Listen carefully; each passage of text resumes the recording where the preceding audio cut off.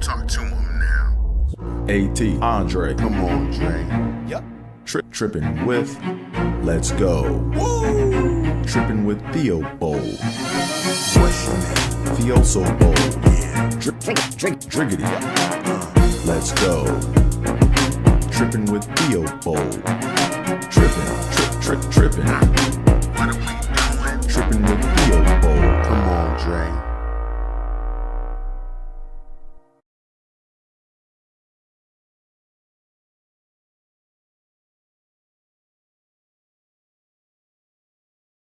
See, mic check 1 2. We on. Can you hear me?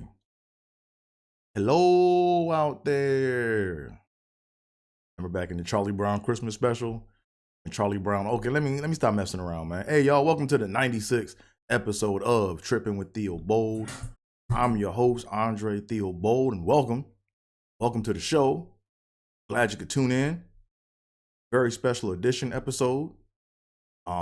Today we are going to be delving into how 6888 got their number or how they got that name. So before we go any further, make sure you guys hit that like button, hit that subscribe button, tell a friend to tell a friend, do all that fun internet stuff like the old people say. Internet. INNANET. Internet. Anyways, we here, we doing it. Let me see what else we got going on here. Okay, we're here, we're good. So let me check my levels right quick, make sure you guys are hearing me good. I want to make sure my sound is crisp. I want to make sure I'm good.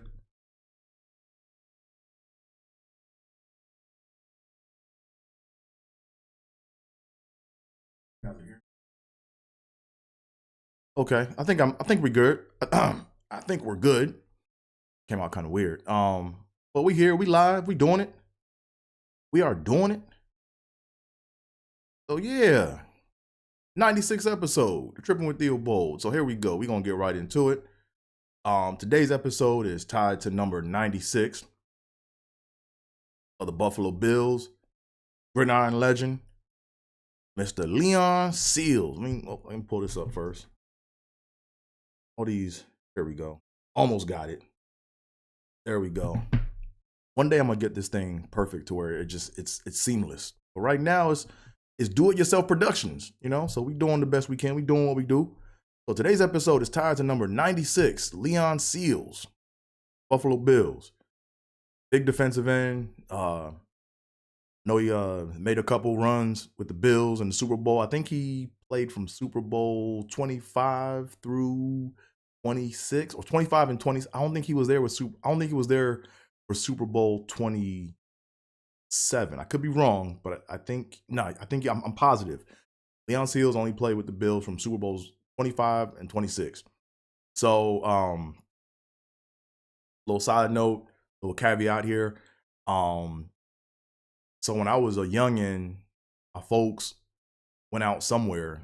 I don't know where they went. I was in Buffalo. I was at my grandma's house, and my mom and dad came back, and they gave me, I think they met Leon Seals and Nate Odoms. And I have either Leon Seals glove or I have Nate Odoms glove. It was like a Buffalo event or a Taste of Buffalo event, something like that. And so it's in my mom's house somewhere, but I have either Leon Seals glove or it's Nate Odoms glove. But I remember my mom and dad met Leon Seals and Nate Odoms. Both great players for the Buffalo Bills, but today's episode is tied to number 96, Leon Seals himself, gridiron legend. We're gonna keep this thing moving. So next up, we got our favorite, tongue twisty. Yay! So you guys can either read along with me, or you can watch me struggle. The choice is yours. It's all up to you.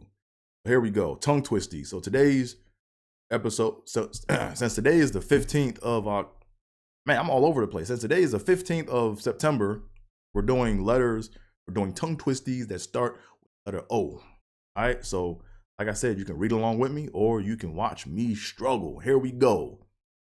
Boom, let's get right to it. The octopus and Oliver went to the opera in October. The octopus and Oliver went to the opera in October. The octopus and Oliver went to the opera in October. Awful old Ollie oil. Oh, this is a tricky one. Awful old Ollie oils, oily autos. That's a rough one. Awful old Ollie oils, oily autos. Awful old Ollie oils, oily autos. Omit the stone oval at home in the zone. I gotta stop moving my head. I'm doing the OJ move. Like OJ be talking like, well, OJ was on TV doing like, doing like broadcasting. OJ would do this shit. And I gotta stop doing it. Like this doesn't help you remember your lines. That's called OJ acting. Omit the stone oval at home in the zone. Omit the stone oval at home in the zone. Omit the stone oval at home in the zone. Clones on the phone on drones. Clones on the phone on drones. I gotta keep my head still when I say this shit, man. This is hard to like not talk. And okay, let me stop messing around. Clones on the phone on drones. And the last one, here we go. The coat from the coast costs more than the most. The coat from the coast costs more than the most. The coat from the coast costs more than the most. And we got the tongue twisties done. We are good. So now what else we got, man? Let's go ahead and let's do some quick promo. Quick promo real quick. It's gonna be a short episode. It's gonna be kind of short. Here we go. So shout out to Tariq Nasheed with his root work deodorant. I got all the flavors right now. I got the coconut. What is it? I got the coconut joint. What was it? Coconut? I got the coconut joint, and then I got the vanilla one. So I think he has 2 other flavors coming out, or scents. He got the blueberry coming out, and then it's gonna be another one coming out. So I'm a big fan of root work. You trying to not be funky, man, get you some of that root work. All right. Also want to give a shout out to Fresh Clean Threads. At first I was very, very skeptical of Fresh Clean Threads, because them shirts is kind of expensive. They're kind of pricey for just a regular ass shirt, but it's not a regular ass shirt. Like the joint is like I'm not wearing one right now, right? But they got a nice like thickness to it, and they got a nice little stretch to it. And when you wash them and take them out the dryer, they just fit on your body. Like if you hang them up, they don't wrinkle. So I'm a big fan of Fresh Clean Threads. You got a dad bod, you trying to work on your body. This Fresh Clean Thread shirts, you know what I'm saying? They help make you look non-dad bod-ish. But anyways, we back, we here. Cool, that's it for the promo for the day. What else we got going on? So this episode, as you guys can see, I'm in a mail hanger right now. I'm in an empty mail hanger.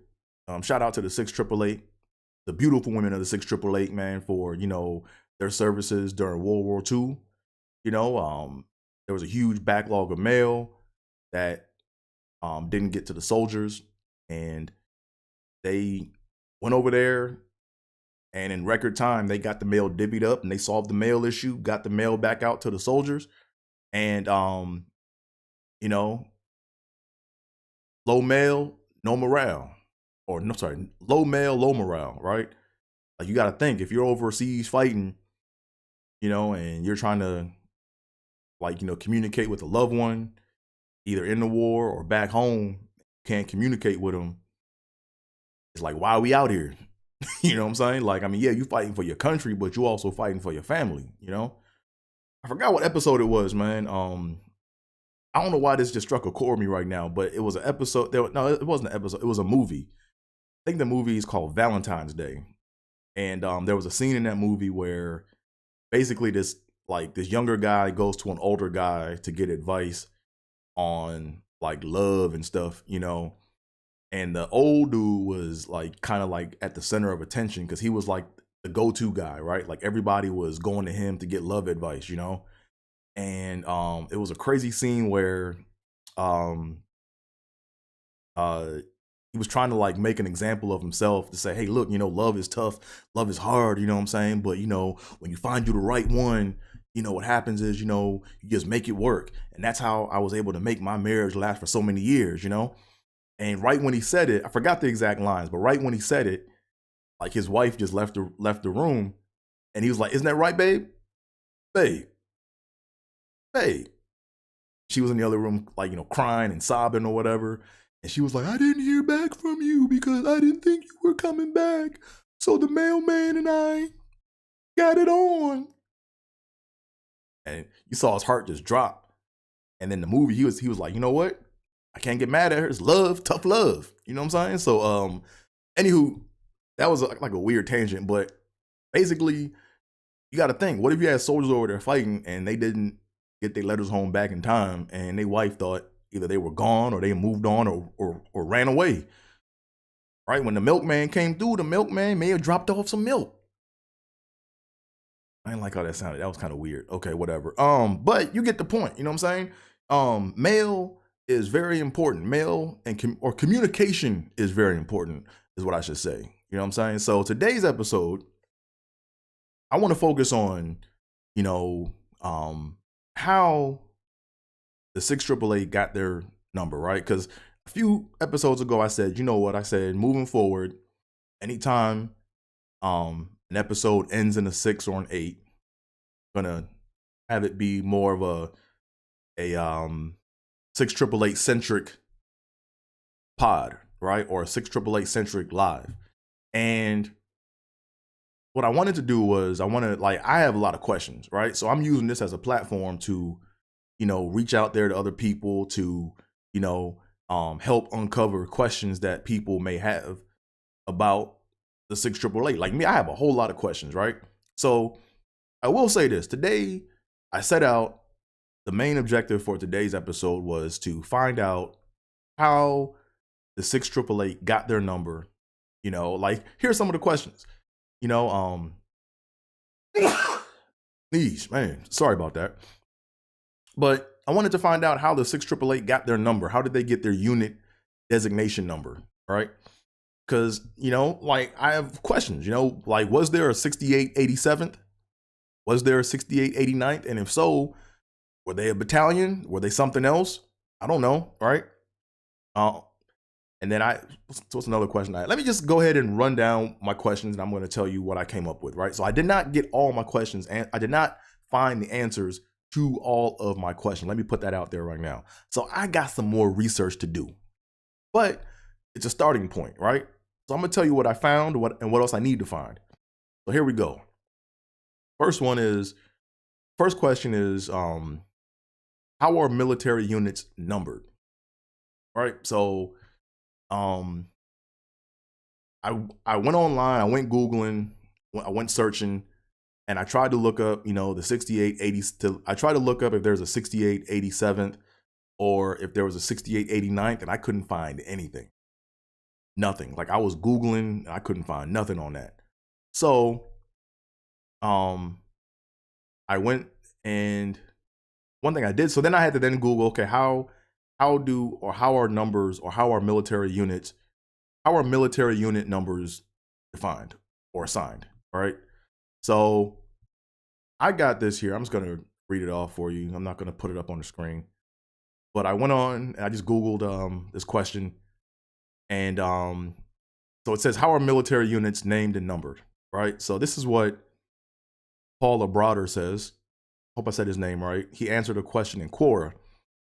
And a lot of people, I think 5 million people saw this answer. And a lot of people liked it. A lot of people, military experience, liked it. So here we go. So he's a former Army emergency room nurse at U.S. Army from 96 to 2016. And his response is this. Here's what his answer to the question was. He says, in the Army, units from smallest to largest are squad, section, platoon, company, battalion, brigade, regiment, division, corps, army. And he says squads and platoons are usually numbered 1, 2, 3, etc. Companies go by alphabetic letters. Battalions, brigades, and divisions are numbered. Corps are also numbered, but use Roman numerals. Then he says, now regiments and divisions are numbered in order of their founding and according to their type, i.e. Army, infantry, airborne, etc. and carry unit lineages. So first infantry regiment is the first regiment of infantry that was raised. First cavalry, first armor, etc., etc. Regiments are generally no longer used by the army and are unit designations. Are the unit designations are merely for historical purposes. Brigades typically are not historical static units, but are organizational subdivisions of divisions and are numbered according to when they were founded for that division. So a unit designation of 182nd ID is first brigade. Why can't I talk? First Brigade, 82nd Infantry Division, Airborne. One unit. He said one unit I served with in Iraq was Med SPT 3ACR 3. So that stands for Med Troop Support Squadron. 3D Armored Cavalry Regiment 3. So that's a lot to take in. So I had the privilege or had the honor of talking with Colonel Cummings, who is the lead. I call her the Nick Fury of the 6888 movement that's going on right now, because she's like galvanizing everybody, coordinating with things, and is just real knowledgeable. Served in the army, had high rankings. And I had to talk with her on the phone, and I asked her some of these questions, and she basically her short answer was, it depends, right? Like, how did they, like, what is that? How did they get that number, right? And she said, like, there is no 6887th or there is no 6889th as far as she knows, but it's not like super structured, right? And then the rules for how they numbered things also changed, like, before certain wars, right? So that the answer, or basically the answer I got from Colonel Cummings was basically units are how should I put it? Basically, when it comes to this, she basically said that I want to make sure I get the name right. I don't want to misspeak here. I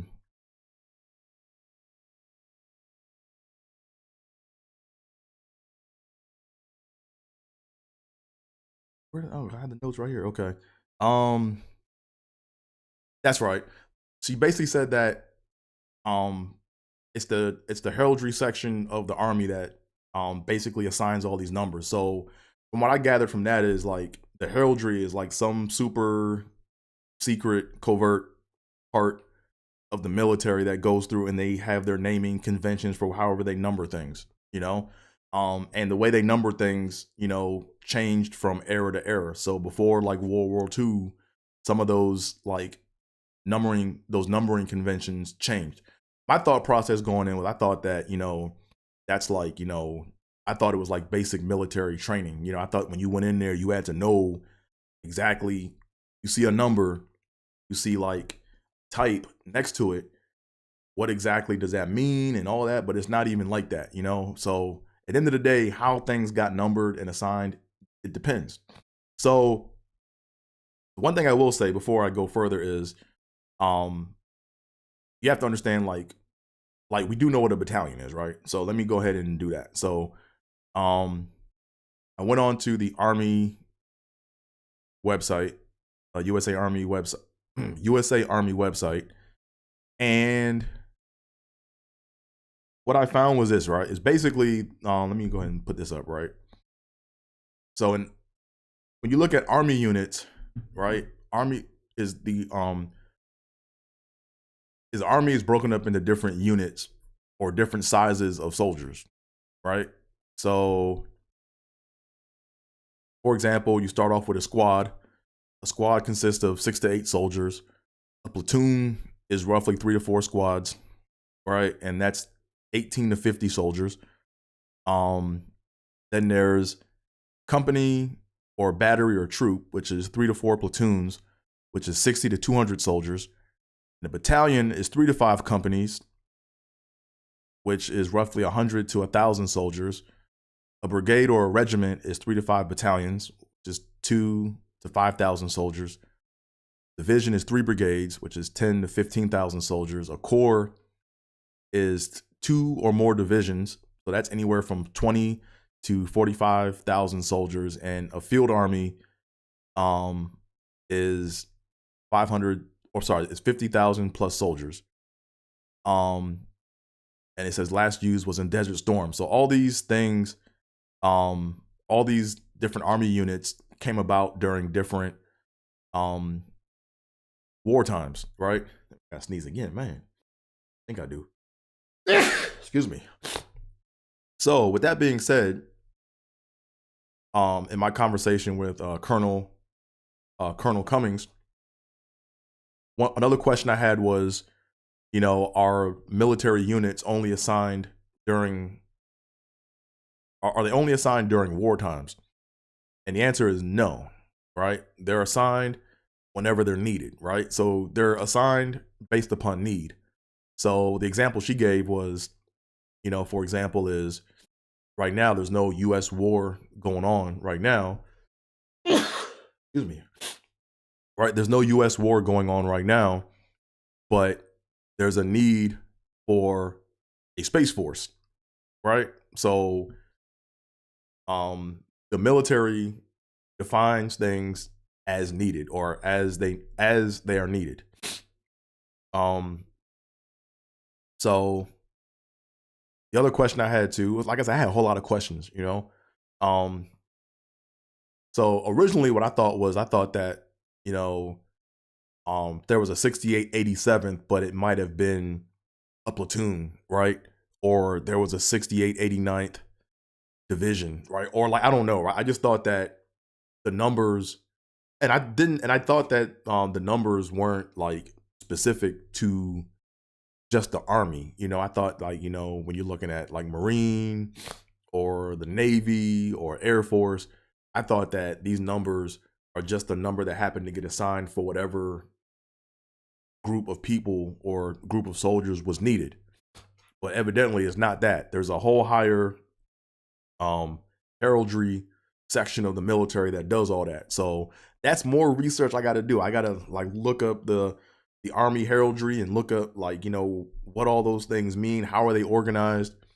Because there has to be some kind of systematic way for all these things that have been defined. Now, was it a perfect system from day one? Probably not, because when the Revolutionary War started, these terms probably didn't even apply, right? Or maybe they did. I don't know. But that's more research for me to go and figure out. Let me get a sip of this water right quick. And my allergies are getting to me right now.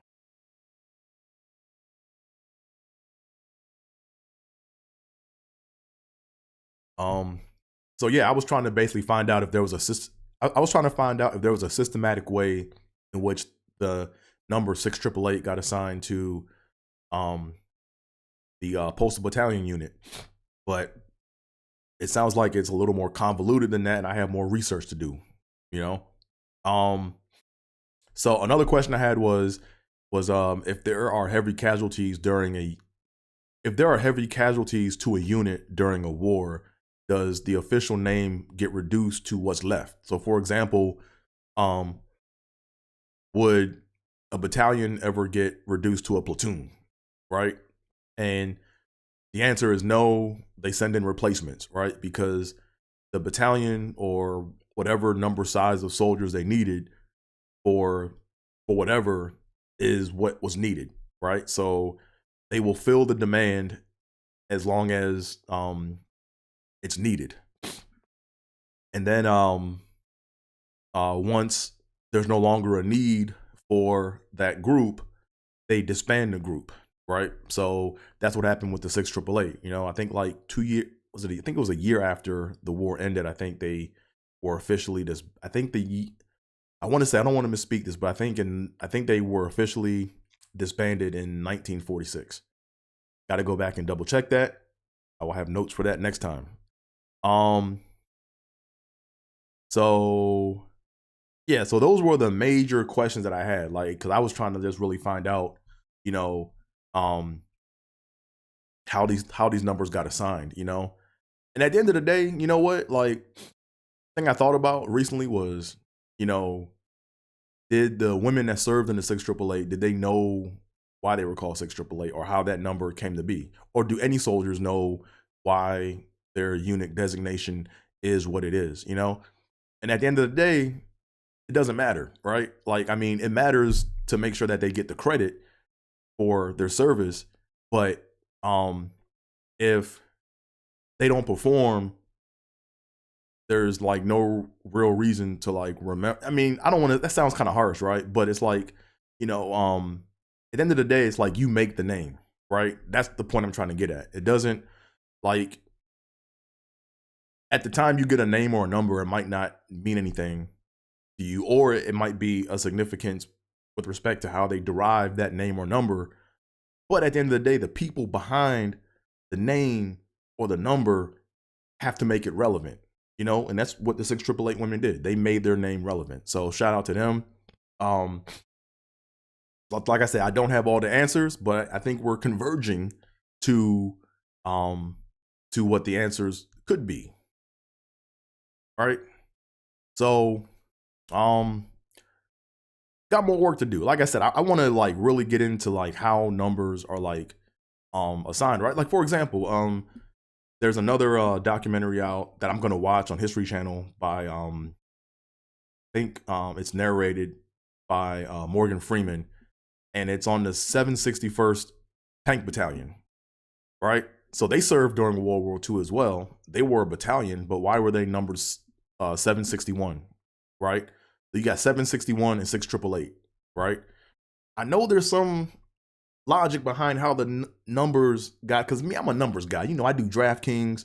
I'm all about the numbers and the data, you know? So I got to figure out why those numbers were assigned the way they were. That's just me, right? But besides that, the people behind those numbers, man, they made the number famous, right? Through exemplary service.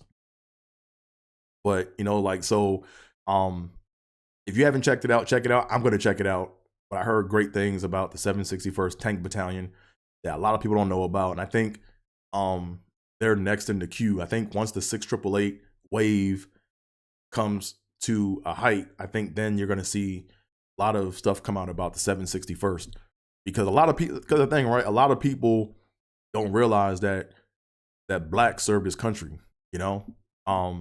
And I'm just glad that, you know, people are stepping up, doing the research and presenting, you know, all this information so they don't end up forgotten, you know, because all these people serve, man, and we want to know what they did. Like, look, I got people in my family. I got like my Uncle W, I got my Uncle Sammy, I got my cousin James. They all served, like, man, they served in the Korean War, World War II. Now, they all didn't serve in all the wars, right? But like, you know, my Uncle W served in World War II. My Uncle Sammy served in the Korean War. My cousin James served in Vietnam. And my cousin Jermaine served in Desert Storm. You know what I'm saying? Like, all these people, man, went out and served the country, man. So I think it's like, it's our duty to learn what they did and what their role was, because a lot of that stuff goes forgotten, you know, and it shouldn't. So that kind of concludes the first part of like this special edition episode of Trippin with Theobold. I wanted to man, I'm getting congested. But I wanted to like start with just how the name 6888 came up. And I still got more digging to do. I got some more links. I got some more places to go dig. But I think I got to start with their heraldry or the army heraldry, you know, because I think that, you know, once I understand what they are and what they do, that'll probably point me into a direction for how they numbered things, because things probably were changed from, you know, like period to period. You know, there were periods where they said, hey, look, there's more demand. Like, no one knows when a war gonna come and what the need's gonna be. So how are you gonna know what number to assign something, right? So got more work to do there. Also, I want to make sure I give a shout out and a plug to Colonel Edna Cummings. she just did a podcast with the Smithsonian Magazine. I'm gonna post a link up for that. It's a good half hour ish. It's a good interview. I think it lasts maybe like 35, 40 minutes. A lot of great information. So a lot of you guys out there that don't know about the 6888, it's a lot of basic information that I think you guys need to hear. And then also tomorrow at 4 p.m. Eastern time on YouTube Live, Colonel Cummings is going to be doing a live with Stephen Ambrose. So if you don't know who Stephen Ambrose is, Stephen Ambrose is a historian and a film producer. He was I think he was one of the producers or main producer of Band of Brothers. So I'm gonna be watching that tomorrow because it's gonna be really interesting because we did a tour, like the tour that we did in Europe was a Stephen Ambrose tour. So they take you around, like, we went to Point de Hoc, Utah Beach, Omaha Beach, we did all that. And it's gonna be interesting because I want to see if there are certain, I think a lot of people have different pieces of the puzzle, and I want to see like certain pieces get connected. So, that's how you learn. That's how information is gained. You take what you don't know, and I take what I don't know, and then what I don't know, you might know, and what you don't know, I might know. And then we put that together and boom, as my Uncle Sammy would say, boom. Anyways, I'll make sure I'll post the links up there so you guys can go check that out. A lot of great information. You guys are going to enjoy it. But let's see, moving on to the next thing. Next topic. Let's talk some DFS right quick, man. Got to talk DFS, man. I had a bad DFS opening weekend. Had a bad DFS opening weekend, man. But it wasn't as bad as it could have been, right? I didn't go for broke. I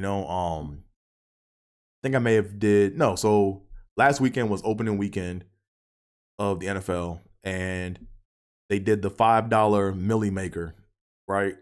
With 1 million people playing. So you had to basically get the perfect lineup in order to get 1 million. I wasn't close.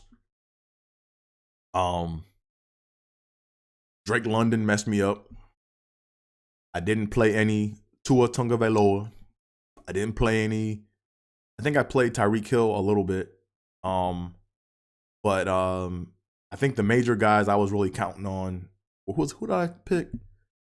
Let me see who I picked, man. Because I'm on to the next week. Man, I thought I would be coming to you guys to talk about my millions, but not today. Not today. Let me see where. My contest recent. That was a Monday night one. Oh, that was funny. That's what happened. Yeah. So when I did the milli maker, I did the milli maker. I finished like right below the green. So I did. How many contests did I do? I did like 8 contests. I took 8 stabs at the $5 milli maker. And I went Kirk Cousins, Rashad White, Brian Robinson Jr., DK Metcalf, Drake London, Ayuk. I got him right. I got Ayuk in the perfect lineup. And Njoku, Jefferson, and the Commanders. So my dud of last week was Drake London, man. Desmond Ridder is. Yeah, I don't know. Like, I'm not picking Drake London unless he's like, well, how much did Drake London cost? He was $5,400. If I pay $5,400 for any player, I need 25 fantasy points at the very least.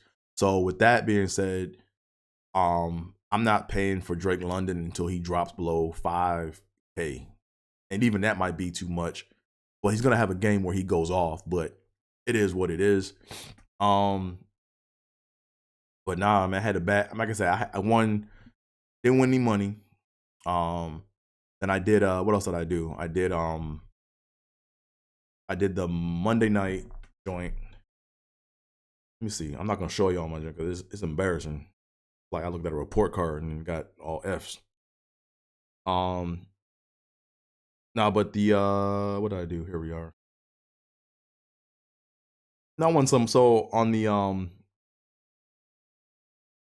NFL Showdown, this was with the Bills and Jets. That's right, the Bills Jets Monday night game. How much did I win off of that? I won 10. I won about $10 off of that. So that was an okay night. Then the NFL Showdown Captain Mode last night with the Eagles and Vikings. Nope, didn't get that. Who did I have in my lineups? Show you guys who I had. I'm not gonna tell you guys who I had. I want to show. Like I said, I want to show y'all. So I played. So my strategy was this, right? Here's my strategy. My strategy was, you got to play a lot of lineups, right? You got to kind of have an idea of anchor points you want to kind of fix. Like, you got to get some players that you're really confident in, and then you got to just play combinations of that, every combination of that, no repeats. You got to hope that you end up in the green. That's my strategy, right? Because when you look at because if you try to just get one lineup perfectly right, it's like throwing darts blind. You can't do that. You got to kind of have a feel for what's going to happen. But, so I try to focus on having anchor points that I'm like, you know what, no matter what, and if it's Drake London, gotta like play him in all your lineups, and then you have to mix it around and go through all the combinations, right? So, so in my lineup last night, the pot was split. I think the total, what was the total pot size? The total pot was, first place got $7,500, but the pot was split. So, if you had the perfect lineup, which no one had, you would have probably got the pot. You would have got 7,500. But the pot was split at 210 apiece, right? So, damn, like 100 people all tied for first. So let me actually take a look at the perfect lineup, right? So the winning lineup that got $210 for a lot of people was, you had a DeAndre Swift, which I didn't play any DeAndre Swift because I think he was questionable, so I didn't even touch that. You had to have DeAndre Swift in the captain spot. You had to have Justin Jefferson, Kirk Cousins. Let me just show y'all this, man. I can show y'all this. I don't want to bore y'all to death. So here we go, right? So if you're looking at it right now, right, the winning lineup is to the right. And that's my best lineup on the left right there, right? So you got to have DeAndre Swift, Justin Jefferson, Kirk Cousins, Devontae Smith, TJ Hawkinson, and Jordan Addison, right? So my strategy was, let me see who was perfect lineup. So let's go take a look at the perfect lineup right quick. So just doing your homework, right? This is just doing your homework 101. This is all it is. So in the perfect lineup, it was DeAndre Swift, Justin Jefferson, TJ Hawkinson, Jordan Addison. Oh, so that was okay. So 174.51 was the total. Yeah, so all these people got the perfect lineup. Okay, so my bad, I misspoke. I thought that nobody got the perfect lineup, but a lot of people got the perfect lineup. My strategy was basically, when it comes to Captain Showdown mode, my strategy is to what I like to do is I like to do my research on the bums.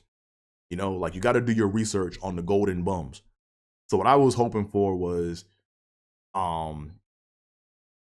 basically I play one golden bum, and then I play as many combinations as I can with the golden bum in there. But I just don't pick random combinations, right? Like, I do my research on players that I like per the data, and I rank my players per the data, and then I take a golden bum, and then I try to just go through iterations or combinations of the players that I ranked. So that's what I was hoping for, right? So that one I went Oliver. Let me show you why I went Oliver right quick. So let me go to Oliver. Close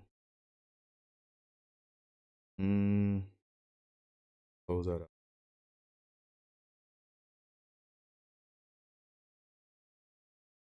No, I'm looking at quarterback.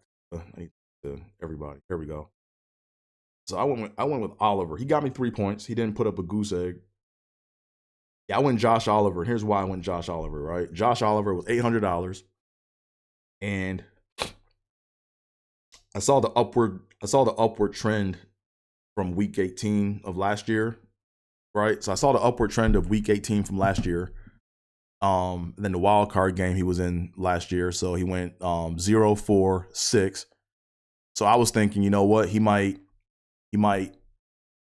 get 10 points, right? And if you get 10 points for $800 in DraftKings, man, that's great. Like, you know what I'm saying? So that's why I went with him. Also, why did I go with him as well? He was playing away. Same thing with the away. He was trending upward away, right? So week 18 and the wild card game were both away games. So I was thinking, you know what?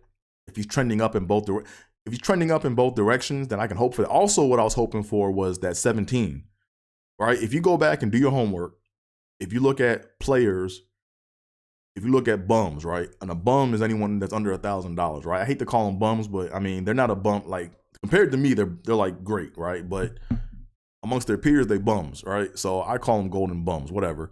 They can fight me after the show or fight me whenever. But what I saw was when you looked at some of those winning lineups and you looked at like the past history games, or if you looked at what they did last season, if you saw that whole flat line, but like you're seeing right now, everything's kind of like flat line, right? It's like flat line, 17, then back to being flat. A lot of those players hit that shit on the captain showdown mode. So to me, I was playing that. Like, if you got that 17, I would be looking at like 6 racks right now at least. You know? But that's my theory. That's what I did, but it didn't work out.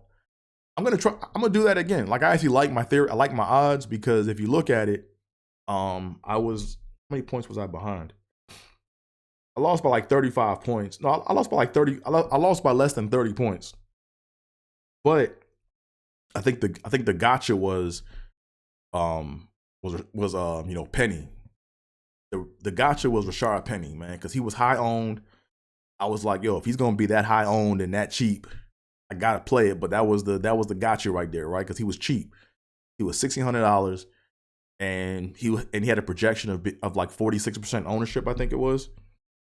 I think he had a projection of 46% ownership, I think. So that was pretty weird. Yeah, see that? He had a projected ownership of 44.7%. And he's $1,600. So that, to me, right there is something I need to just pay attention to in the future. Anytime you play Captain Showdown mode and you see a player that has this super high, and I think his projection was high because people didn't know the health of DeAndre Swift. But that's what happens if he's healthy and he plays. So in that situation, I should have played more. I should have played a little bit of DeAndre Swift just in case he went off. Just in case he went off like he did, you know? But you live and learn, that's life. Now, to conclude the show, I want to talk about these damn Buffalo Bills, man. My damn Buffalo Bills, man. These dudes just pissing me off. But, you know, if you're a Bills fan, you're used to this shit. You're used to this shit, right?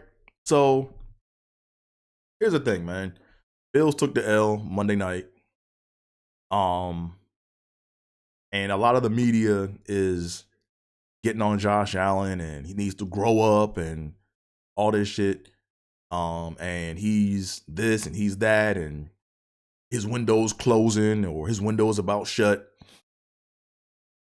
All those analysis people, man, don't know what the fuck they talking about. Pardon my French. They don't know what they talking about. They need to have me on the show and I'll break it down for them. It is not rocket science. It doesn't deserve no whole half-hour segment. Problem with the Bills right now, the problem with the Bills offense right now is Ken Dorsey. Flat out. Like, here's the thing. I don't hate nobody. I just look at the product. I look at the result. And Ken Dorsey, he's probably a great quarterback coach, but he's a poor offensive coordinator. All right? If you look at all the plays, right? Like, I'm watching the plays pre-snap, and I'm like, we already lost.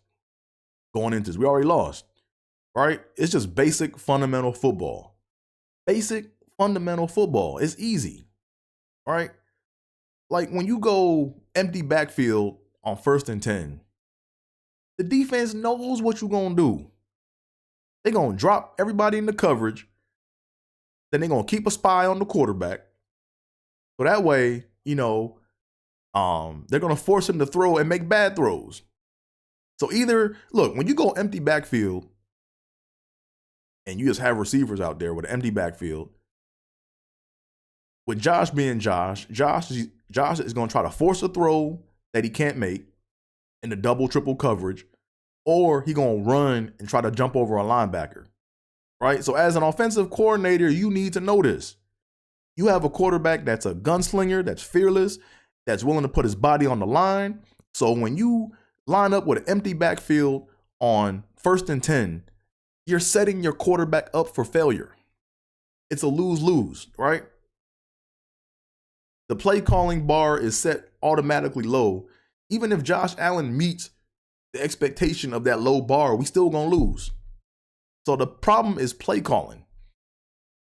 Even last year, right? That famous game in Miami when he played the Dolphins and Ken Dorsey slammed the keyboard getting all mad when really he shouldn't have been mad. He should have just been like, yo, I need to call better plays. But when we went down on the goal line, all them times against the Dolphins, we didn't go play action not once. We didn't play action one time. We didn't play action one time. I'm sitting there just watching him like, yo, why is he emptying the backfield on 1st and goal? Because look, if you know anything about football, when you get down to the goal line, you should at least try to run the ball once up the middle just so they respect the run. It's called playing chess, right? Play action is just fundamental football. When you play action on the goal line, you're going to force your linebackers to freeze to try to play the run. And when you do that, you can slip a tight end or a receiver behind them, and it's an easy touchdown. When you go play action, you freeze the defense, right?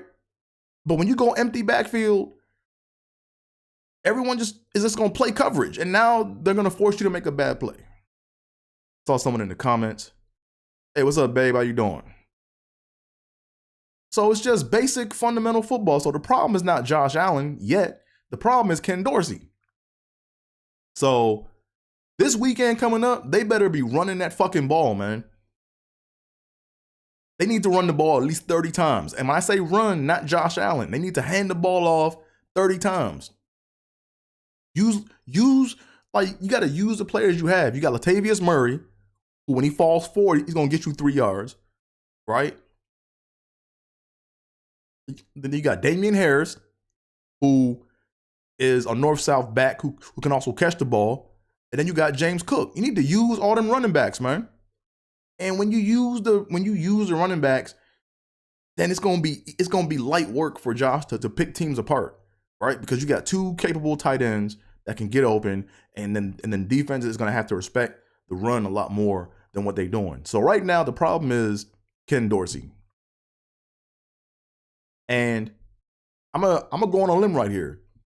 If Ken Dorsey keeps calling the plays the way he keeps calling these plays, and if Sean McDermott doesn't make a change, or when I say change, if he doesn't cut Ken Dorsey, and we finish the season like I predicted around 500, it's time to clean house, man. It's time to clean fucking house, man. I like Sean McDermott, yo, but as a fan watching the game, I'm not even a coach. But as I'm watching this, I'm just like, dude, this is bad football. Right? So anywho, that's my rant on the Buffalo Bills. I got us winning the game this weekend, but we're probably going to win the game throwing the ball. Ken Dorsey not going to run shit. So whatever, we're setting ourselves up for failure again. Unless we make a drastic change in our offensive scheme, we might win 10 games this year, and we might make the wild card win. But nah, I done already seen enough. I've been saying this shit since last season, but it is what it is. That's my time on Trippin with Theobold. Like I said, AT is where it's at on most forms of social media, so follow me. Thank y'all for tuning in. This has been the 96th episode of Trippin with come on, Dre. This has been the 96th episode of Trippin with Theobold. We're gonna be back at it next week, and we're gonna talk more of this stuff. But once again, with all that being said, I'm out of here, folks. Peace.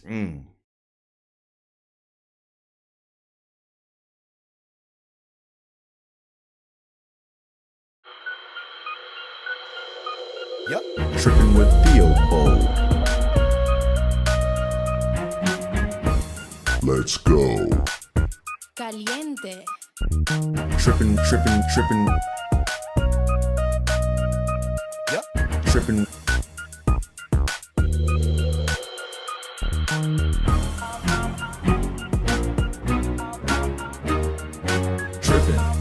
Trippin. Trippin with Theobold.